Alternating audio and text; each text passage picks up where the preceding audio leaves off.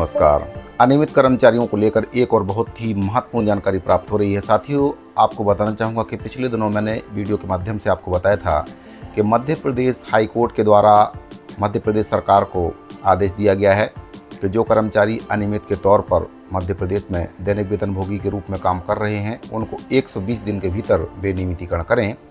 अब कुछ वैसा ही आदेश एक और स्टेट की हाई कोर्ट के द्वारा दिया गया है। दरअसल मामला पंजाब और हरियाणा हाई कोर्ट से जुड़ा हुआ है, जहां पर ओम प्रकाश व अन्य के द्वारा 35 से भी अधिक याचिकाएं हाई कोर्ट में लगाई गई थी। उनके द्वारा कहा गया कि सरकार के द्वारा नियमितीकरण नीति 2003 बनाई गई थी, जिसका लाभ उनको नहीं मिला है। 10 वर्ष से भी अधिक की सेवा देने के बाद भी उनका नियमितीकरण राज्य सरकार के द्वारा नहीं किया गया है, जबकि उनके जो जूनियर कर्मचारी हैं उनका नियमितीकरण राज्य सरकार के द्वारा कर दिया गया है। वहीं पर इन कर्मचारियों का नियमितीकरण राज्य सरकार ने 10 वर्ष से भी अधिक सेवा देने के बाद नहीं किया गया है।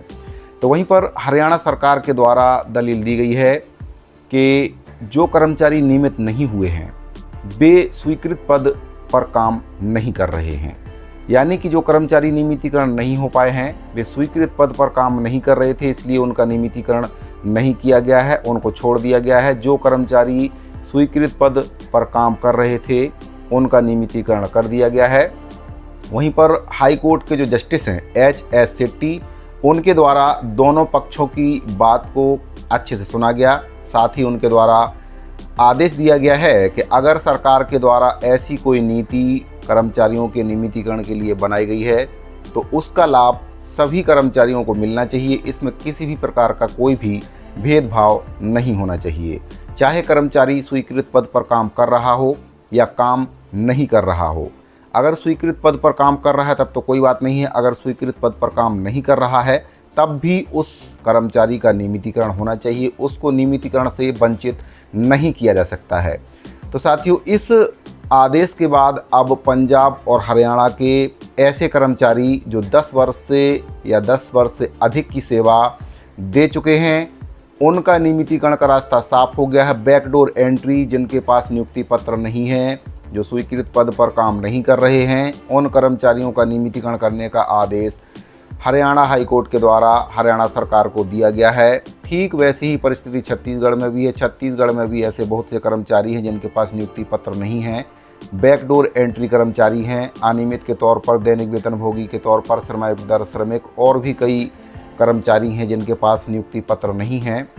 इन कर्मचारियों के नियमितीकरण का रास्ता अब साफ हो चुका है। लगातार राज्य सरकारों के द्वारा, राज्य की जो हाई कोर्ट हैं उनके द्वारा कर्मचारियों के हित में फैसला सुनाया जा रहा है। हरियाणा हाई कोर्ट के जस्टिस HS शेट्टी के द्वारा हरियाणा सरकार को आदेश दिया गया है कि जिन कर्मचारियों का नियमितीकरण पहले किया गया है उन्हीं कर्मचारियों के नियमितीकरण की तिथि से जो कर्मचारी बच गए हैं उनका भी नियमितीकरण किया जाए। तो साथियों, बैकडोर एंट्री कर्मचारी, दैनिक वेतनभोगी कर्मचारी, बिना नियुक्ति पत्र वाले कर्मचारी, अब इन कर्मचारियों का नियमितीकरण का रास्ता साफ हो चुका है। हरियाणा में अब जिन कर्मचारियों की भी सेवा 10 वर्ष या उससे अधिक हो चुकी है उनका नियमितीकरण राज्य सरकार को करना पड़ेगा। ऐसी ही कुछ परिस्थिति छत्तीसगढ़ में भी है। छत्तीसगढ़ में भी ऐसे कर्मचारी हैं जिनके पास नियुक्ति पत्र नहीं है, बैकडोर एंट्री कर्मचारी हैं, अनियमित के तौर पर 10 साल, 15 साल, 20 साल, 25 और कईयों का इससे भी अधिक हो चुका है। वे लगातार अपनी सेवाएं दे रहे हैं, लेकिन अभी तक उन कर्मचारियों का नियमितीकरण नहीं हो पाया है। नगर निगम अनियमित कर्मचारी महासंघ के प्रदेश अध्यक्ष सचिन शर्मा जी के द्वारा सरकार से निवेदन किया गया है। माननीय मुख्यमंत्री विष्णुदेव साय जी से निवेदन किया गया कि जिस प्रकार से मध्य प्रदेश सरकार, हरियाणा सरकार के द्वारा वहाँ के कर्मचारियों का, जिनका 10 वर्ष पूरा हो चुका है सर्विस करते करते, उनका नियमितीकरण जल्द से जल्द किया जाए।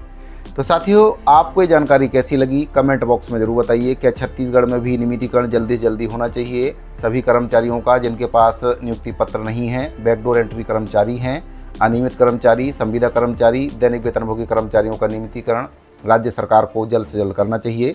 घोषणा पत्र में बात शामिल की गई है, कमेटी का गठन हो गया है। अब ऐसा ना हो कि कमेटी की जो रिपोर्ट है वह आने में कहीं 5 साल लग जाएं। पूर्ववर्ती सरकारों के द्वारा भी कमेटी का गठन किया गया था और अंत में उस कमेटी की रिपोर्ट सार्वजनिक नहीं की गई, ना ही कर्मचारियों का नियमितीकरण किया गया है।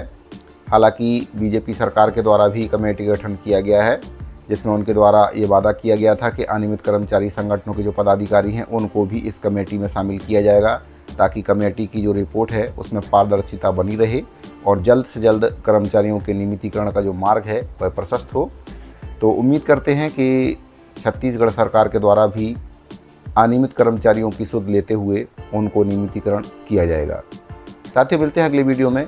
अभी के लिए दीजिए इजाज़त। धन्यवाद।